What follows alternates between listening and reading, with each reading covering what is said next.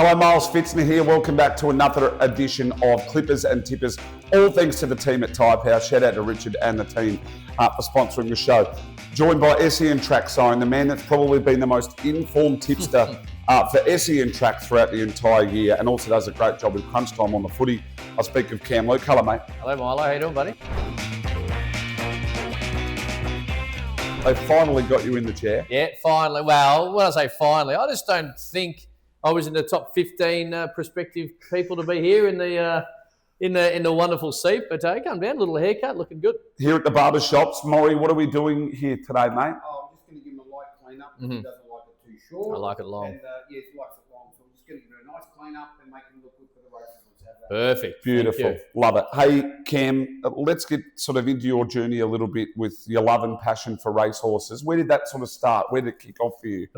Almost the day I was born. So my dad was a jumps jockey. So I grew up wanting to be a jockey. I was able to go to the races. I went to the races when I was 9 days old. So I was straight into it. Right. I had a bet that day. It actually ran fourth. It was an each-way play that...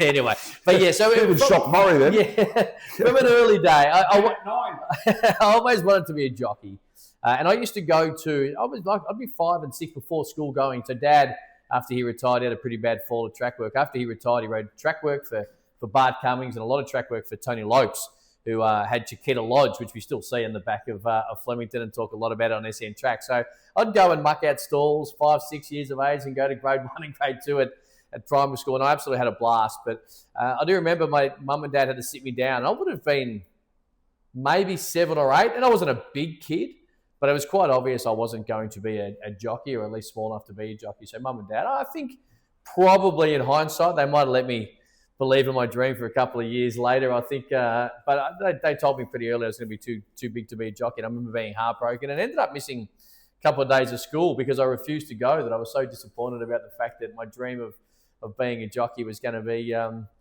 in the end, something I couldn't do. And clearly I was too tall and too heavy, and probably don't have the courage actually either to be able to be a jockey. But that's where my love of horse racing really started.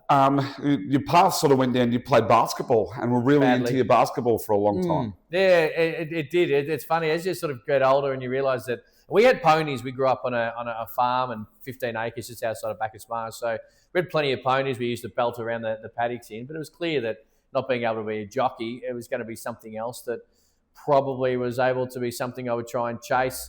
Played basketball, did a little athletics for a little while, and then basketball at a level that was okay without being semi-professional level than being professional. But again, too big to be a jockey, probably too small to be an actual basketballer as well. But had an absolute blast. So then tell us about your radio journey and your journey into the media. I just wanted to get a job, Milo, that allowed me to talk and have a huge amount of fun without necessarily having to work 10 hours a day. Yeah. So I got into radio, did a postgraduate class. It was to be a really good course at Swinburne University in Melbourne under Jim Barber, who's a radio lecturer legend. So I did a year of that, and then a bit of time in Swan Hill, then to Goulburn, then to Ballarat.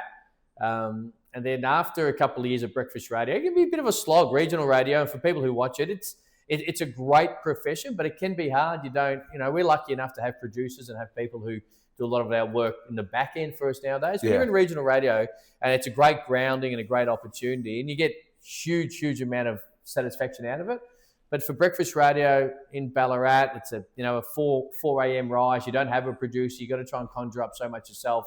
I had a wonderful co-host in Julia Zasser I went to university with, but it just wasn't where I wanted to be at that time. So once I stepped away from that, and Hutchie was our AFL expert before Croc Media become the beast and SEN become he was on his way to where he is now at the top of the game. So he reached out and said there's a mid to dawn shift on SEN 5 days a week, so midnight to 6 a.m. that is available if you wanted to do it. And that's how I got into sports. I always obviously sport was where I was always sort of ended, and that was my first job. So let's fast forward a little bit. You write into your sports. Armchair Experts you had run on Channel 7, which was your own show that you started for a while. Still have NFL Armchair Experts on 7 as well. Got really lucky, sort of freelance for a bit, and like anyone who and if you're a freelancer in the media, you got your own business and you got your own brand, and you got to try and find a way to have a little bit of luck. I had this idea to go to Twitter Sports Australia and say, hey, I've got this show. I've got this idea, because people were leaving the footy on their phones. I thought, if I can put a TV show on your phone, and technically I can capture a market. To Twitter Sports Australia's credit, they said, we'll support it, but we don't produce it. And then Gary O'Keefe and Tara Carlon, I know a great friend of mine, Tara, who was running the digital department, and then Gaz O'Keefe, who was still the head honcho of AFL. They had, at that time, Gaz had just been overseas in San Francisco, seen a similar show on the back of the Golden State Warriors games, and it just all sort of aligned. So we had 7 years of the armchair experts in AFL, and we're about to go into our 6th year of the NFL version. All right, Cam, I need to know one of your good punting stories, and then we'll get into the tipping. Yeah, look, the good punting story is Without a Fight in the 23 Melbourne Cup. I really liked him. I had a bit of a suspicion that he was going to be headed toward about sort of April, May. He went to the Queensland Carnival. He belted them, and we were at the Ascot Vale Hotel. We were on air. I said that I've backed this horse in the Melbourne Cup. I made him my best that day, and he won there.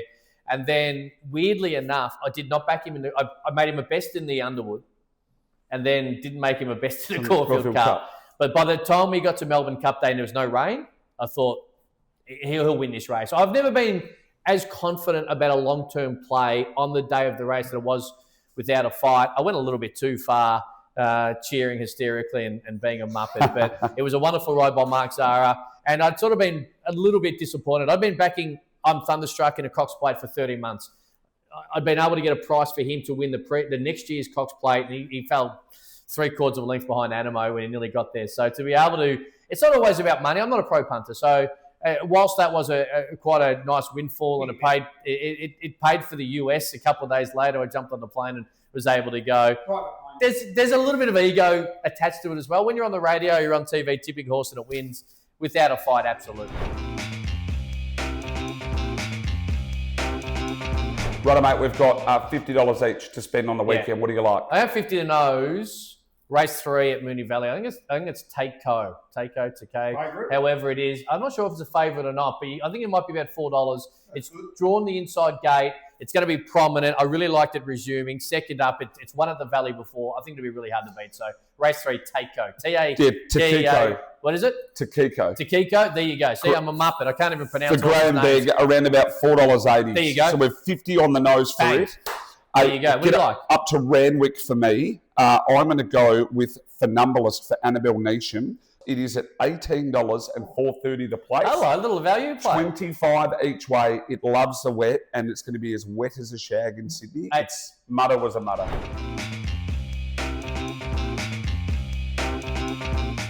You like one at Moonee Valley as well, but not to win this week, but for the Melbourne Cup. No, my Melbourne Cup long-term play, we spoke about Without a Fight a couple of years ago. It's Relentless Voyager. Goes around the Travis Harrison Cup. I've been talking about it a fair bit on SEN Track. I don't think you can win this week. But I think that, again, continuing to push. It'll be in the Archer in a couple of weeks' time for that golden ticket for the Melbourne Cup. So Relentless Voyager goes around this weekend again. Cam, thanks for joining us. Maury, you've done a hell of a job, my friend. Thank you, brother. And all thanks to the team at Tyre Power. This has been Tippers and Clippers. We'll see you again next week.